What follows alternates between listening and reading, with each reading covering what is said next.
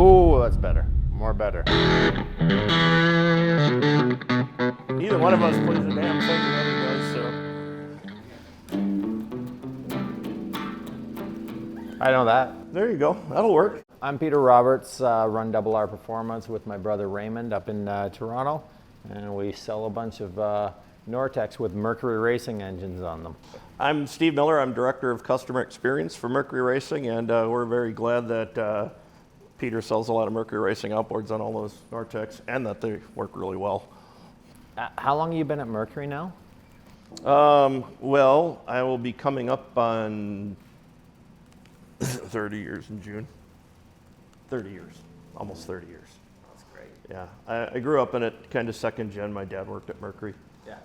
He knew Carl. Mm-hmm. How about you? You've been in the business pretty much, been doing this kind of your whole life, right? No, well, yeah, I guess. I started when I was 25, so that was... So were you outside of the industry before that, or? Yeah, I was a sales trainer before I got into this, and my brother didn't want to be in sales. He started the company, Raymond. Oh, but it was cool. Service only. And then we right then at that time we started the Nortec dealership that year. So I've been with Nortec since I was 25 also. Okay, all right. So you go back. Are you their oldest dealer, the longest standing dealer? Okay. Yeah. Just gonna say because you 2005. must have been, yeah. So why did you wind up in country?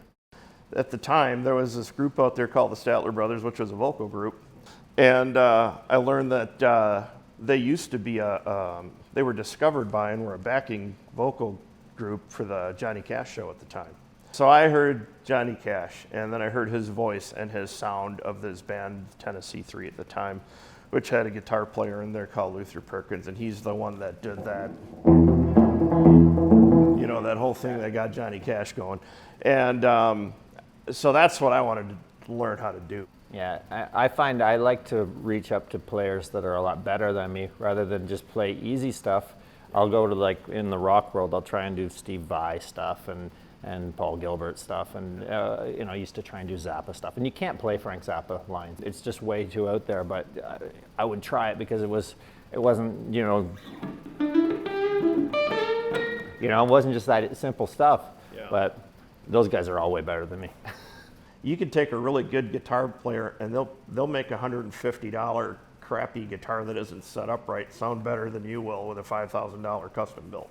But the real drive behind the music is the creativity and what you get out of it. And I think for me, when you commission a guitar to be built because you want something a certain way, you want it to look a certain way, you want it to play a certain way and feel a certain way, you want to get a certain type of tone out of it, and you want it to have certain capabilities. That's not unlike a QC4 buyer. Like a guitar, it has capabilities that really require you to develop your skills to take full advantage of, right? I mean, you're not just going to get in a 44-foot Cat and drive a $180, right? You're not. You got to work your way up to that. And I think to me, that's how I relate more from the guitar to the engine is, I think about it in terms of the craftsmanship and the experience you get, as the guy driving the boat, as the guy playing the guitar, and I leave the mathematics and the technology of it to the guys in engineering that are far smarter at that than I will ever be. So what are you thinking? How about a little straight three-chord working man blues, A, D, E, just one, Yeah. Earl Haggard like.